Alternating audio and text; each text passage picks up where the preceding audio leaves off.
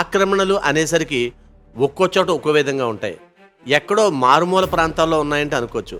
కానీ ధవళేశ్వరం గ్రామ పంచాయతీ కార్యాలయం ఎదురుగానే డ్రైనేజ్ మొత్తం క్లోజ్ చేసి ఆక్రమించినా సరే ఏమీ చేయలేని దుస్థితిలో అధికారులు ఉన్నారని ప్రజలు ఆవేదన వ్యక్తం చేస్తున్నారు. అక్కడ వారు కూడా ఈ ఆక్రమణ డ్రైనేజీలు క్లోజ్ చేయడం పట్ల ఏమంటున్నారో మీరే వినండి. ఇంకా చూడండి, ఈ డ్రైనేజీకి ఇది అవుట్లెట్. ఇక్కడి నుంచి మొత్తం అంతా కూడా ఈ రకంగా కవర్ చేస్తే పంచాయతీ ఎదురుగుండా ఇది. మరి పంచాయతీ అధికారులు ఏం చేస్తున్నారో తెలియదు. ఈ రకంగా కవర్ అయి ఉండటం వల్ల మరి డ్రైన్లో వచ్చే వాటర్ అంతా కిందకి ఎలా వస్తుంది? అలా రెండో వైపుని చూస్తే మొత్తం సీసీ డ్రైన్ మొత్తం మూసిపోయి అలా కచ్చా బోదిలా తయారైంది. ఇదిగో చూడండి, అక్కడ మెయిన్ డ్రైన్ ఉంది. ఆ మెయిన్ డ్రైన్లోకి డ్రైన్ వెళ్ళి కలవాలి. ఇదంతా కూడా మూసేస్తుంటే మరి ఈ డ్రైన్లో వాటర్ కిందకి ఎలా వెళ్తుందండి?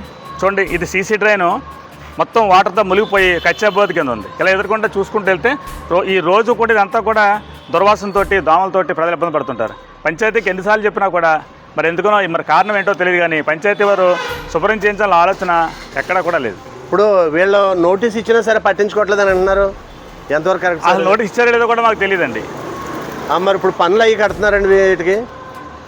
అంటే ఊళ్ళో పనులు కట్టమని చెప్పి మైక్ ప్రచారం అయితే చేశారండి. అయితే ఎవరెవరైతే పనులు కట్టదో అందులో కొందరు పెద్దవాళ్ళు కూడా ఉన్నారు. వాళ్ళ పేర్లు కూడా మరి ఫ్లెక్స్ మీద వచ్చినాయి. ఆ ఫ్లెక్స్ ఎక్కడ ఉందండి? 4 రోజులు ఉందని తర్వాత తొలగించిస్తారు. మా వివరాలు కావాల్సి ఉంటే మీకు మా పంచాయతీలో ఆ లిస్టు మీకు తీసుకునివ్వచ్చు. ఇప్పుడు పన్నులు కడితేనే కదా సార్ గ్రామం అభివృద్ధి అనేది ఉంటుంది. ఇలా డ్రైనేజీలు దారుణంగా ఆక్రమించేస్తే దీని పరిస్థితి ఏంటి? మరి అధికారులు చూసి చూడట్టు ఊరుకుంటున్నారండి. దానికి కారణాలు ఏంటో తెలియదు. మరి అధికార వ్యవస్థ గట్టిగా లేకపోతే మరి ఇలాగే ఉంటుందండి.